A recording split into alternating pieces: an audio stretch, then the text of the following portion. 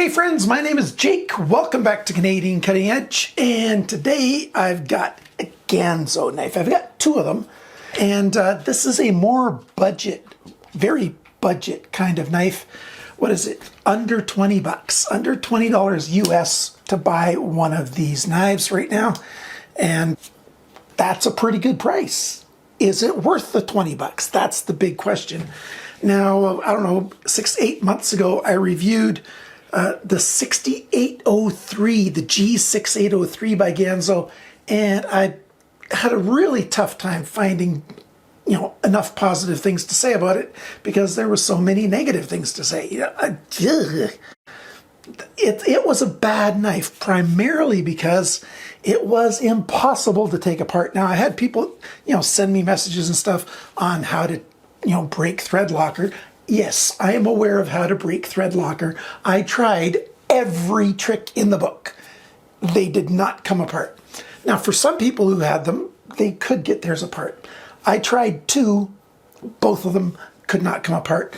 So chances are very good if you've got a 6803, you might not be able to get it to come apart. But how about the G6804?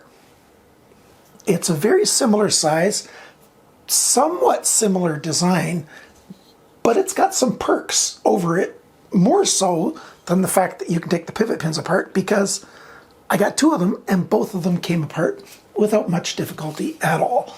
Now, these are budget knives with washers. Now, washers 10 years ago, hey, that was standard. Nobody would bat an eye and say, hey, I'd rather have ball bearings, especially on a $20 knife. No, but now you can find low-cost knives with ball bearings. This is not that. This is a knife with phosphor bronze washers.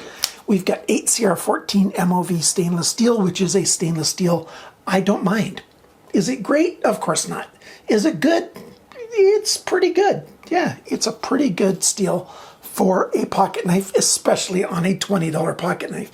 And then it's Ganzo, and Ganzo's got some perks that a lot of knife brands don't have. Like, there's one thing on this $20 knife that you hardly ever see on knives that cost 4 times as much. Come on down to the tabletop. Let's get into the whole thing right now. Here is 2 of the 3 colors, flickety flick. It also comes in black. Where do you get these knives? They're not in all that many stores. I didn't check everywhere, of course, but White Mountain Knives has these. I think the blue, this grayish blue, is out of stock right now, but they got the green, sort of a forest green, like a muted forest green kind of color, and the black G10, those are in stock. Now, it is a thumb stud knife, so there is a chance that it could get across the border. Just before we get into this, thank you to my financial supporters. You guys are awesome. On patreon.com/CCE, or those of you who've clicked the join button, I appreciate your ongoing help. I'll hold the green one because it'll show up on camera quite well. Although the stonewash on, this bluish gray one, I think is a little bit better. You can see, these milled lines across here, and then there's the stonewash on there. It's not a beautiful finish. That's just what you get for 20 bucks. We've got a bit of a thumb riser here, not much, very shallow, wide jimping. I really would like if the jimping came further, which I say perennially these days. And then we've got a drop point, bit of a belly, and a straight section.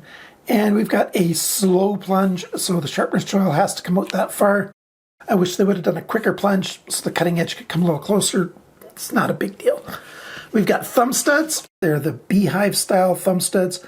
They're not the most comfortable. It feels like there's a little bit of a burr on them, so they're not super comfortable. But with the right hand, you've got enough access there to get at it, and that works okay. Now, I have played with these pivots from the box. Not so good at all. This one, it's a little harder on the left hand to get at that thumb stud, but it's doable, and you can deploy the blade left-handed as well as right-handed. I just wish there was a little more access on the left side. We've got a high flat grind, not quite to the spine, but pretty close. If you use a guided sharpening system, you got a nice flat section to clamp on. That's a good thing. They're about 20 thou at the edge. I'll give you the exact measurements later on, as well as a teardown in case you're wondering. Handles. Well, we've got liners. There's a little bit of jimping in the liners, which actually I like quite a lot. You know, in case you are holding your thumb back, you know, you got a little bit of extra texture there. Flat slab G10, T6 button screws, recessed. Don't like that at all. I don't like T6 button screws, and I don't like button screws recessed into G10.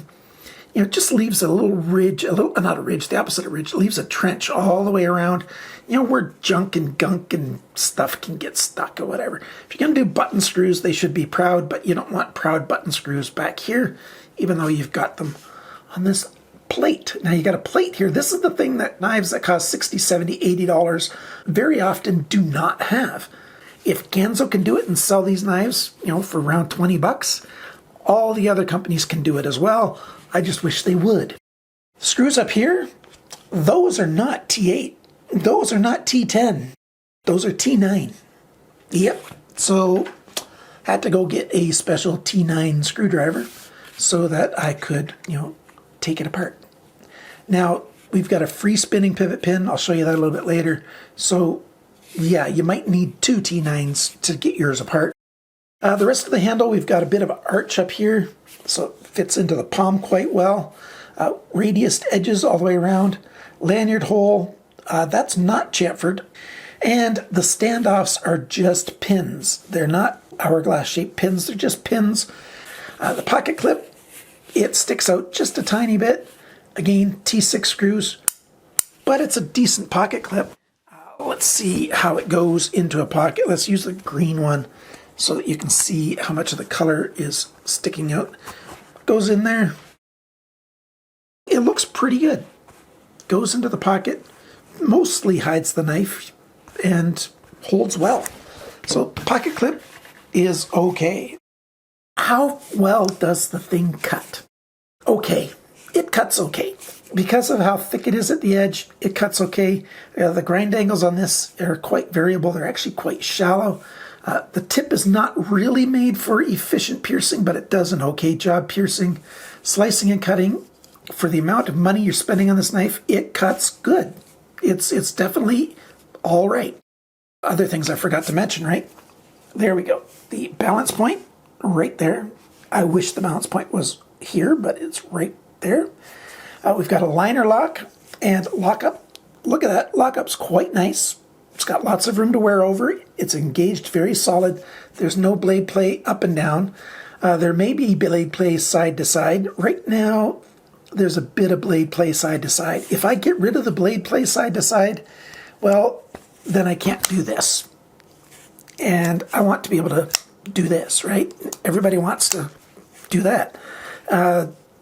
So we'll take a look at those phosphor bronze washers in just a minute. But when it's properly snugged up, the blade alignment's really good. Look at that. You can see those two black shadow lines on either side. It's quite well done. But I'm not happy with these washers, and I'll show you what I can do with those to make them work better. Let's take it apart, and you can see how everything's made. The first thing to notice is Ganzo realized they made a mistake on the G6803. These do not have thread locker on the pivot screws, nor on the body screws. That's why we could take it apart. Solid body, so they could have had it lose a little bit of weight, but then the pivot point would be even further back, so no, you can't lose too much weight on this. And then we've got these. We've got phosphor bronze washer along with a little Teflon washer. Theoretically, having that Teflon washer there as well should help it all as well, but it doesn't help an awful lot. And these are stamp pressed. So one side has got all these radiuses coming down because the stamp, came down from this side and pushed in it. And then the other side here has got edges on it. If you run your fingernail on it, it catches right there. So what I like to do on these is I like to clean up this side and sort of get it to be rounded everywhere. Now, how do you do that? Well, you get yourself a stone and you round off the edges. This is a basic sharpening stone. What is this? This is, this one's way too fine. This side's 2 to 3 microns. That would take a long time, even though it's phosphor bronze, but you can do that. Just slide it. I'm holding this Let's see if I can get this to focus at my hand level here. So I hold this at a slight angle, not too much because I don't want to, make it any smaller. Just hold it at a slight level and move it up and down a little bit. Give it a slight turn and just get rid of that edge on there. Can also, put it all the way flat and try to polish down any of that edge that's on it, and to make it smooth as possible. And the closer you can get this thing to perfectly flat, the better. And this one's starting to get close, and I'm just going to give it a little bit more time. Well, it's a few days later. I was feeling pretty ill and whatever. Another way to deal with these is if you've got a whetstone and you know that your whetstone is still flat, like a new whetstone. So these are pretty good. There's, a low spot, pretty small low spot right there. This one's also got, a low spot or two. But I polished up both sides of these, and they are better than they were, by quite a margin. Other than that, very simple construction. Let's put it back together. I just wanted to show you, as you're putting it together, the screws are two different lengths. The longer screw goes here. Okay, before I get into the measurements, did it make any difference? Well, I still got the really good blade alignment, and the action feels a little bit smoother, but I do have to tell you, I did notice when I was testing, these screws slowly come loose. So thread locker, has a purpose. I don't really like thread locker that much. I like thread mate. If you've been with my channel for a while, I like Vibrotite VC3 thread mate. That helps keep screws from undoing on their own, and yet they're still not hard to undo. I tried all my tips and tricks on, how to assemble knives. There are different ways you can assemble knives to get the best action you can get. The alignment is not exactly spot on anymore, but the alignment's still pretty good, and this is the best action I could get, and I'm reasonably happy with it. I still have very little blade play, and I got decent action. I ended up putting the Teflon on the liner side of the phosphor bronze on both sides, and that got me the best action I could get. And by the way, you've snugged this up before I snugged up any body screws so that this has the best chance of being properly oriented, and parallel here. And that's why the alignment now is just, well, it's not actually that far off. But there you go. The weight of this thing, 115 grams, 4.06 ounces. So basically 4 ounces. The factory sharpness on this, about 165 and 167. It's in that reasonable range of sharpness. The cutting edge length, 83.7 millimeters, 3.3 inches. The blade length, tipped to the closest spot on the handle, 88.0 millimeters, 3.46 inches. The thickness of the blade, 2.61 millimeters, 0.103, so just over a tenth of an inch. The blade depth, its widest right here where my fingers are, 24.0 millimeters, 0.945 of an inch. Thickness beyond the grind, well, these two are very much the same, very, very close. 0.51 millimeters, which is 20,000ths of an inch thin or thick right at the edge. I wish it was just a little bit thinner, because every time you sharpen it, it's going to get thicker. Grind angles, the blue one, let's start with this one. 19.2 degrees on this side, 16.2 degrees on this side, except for this side, it's got 4.2 degrees of change along the length. Started at 21.8, ended at 17.6. On this side, it started at 19.2, ended at 16.2, so that's 3 degrees of change. This one is 16.3 degrees on both sides, that's the average. It started at 17.6, ended at 15. That's 2.6 degrees of change. This side started at 15.9, ended at 16.7, so that's 0.8 degrees of change along the length. So this one was sharpened more consistently than that one. The grind angle is a little more shallow than I'd like. I'd keep these definitely between 18 to 20 degrees per side, depending on what I was going to use them for. The handle length now. not counting the pocket clip that sticks out a tiny bit further. 113.0 millimeters, 4.45 inches. The grip area, it's right around 9.5 centimeters or 3 3/4 inches. The thickness of the handle scales, 13.1 millimeters, which is 0.516 of an inch. The handle depth, that's this measurement. The widest point is here, and that is 23.8 millimeters, 0.937 of an inch. When the knife is closed, the widest point is right about here, 29.3 millimeters, 1.15 inches, and the total length of this knife is 201 millimeters, 7.91 inches. What are my final thoughts on this knife? I kind of like it. For the price point, it's okay. It feels good. Oh, I didn't talk about this. There's a nice chamfer on the side of the lock release right there. It's not that hard to get, the lock to release. It's a good design. The execution is quite good, except for the smoothness of the action. That's that was Bandit sneezing, by the way. The smoothness of the action on this thing is not all that good, although you can get it to become fairly good. See, it still stops everywhere,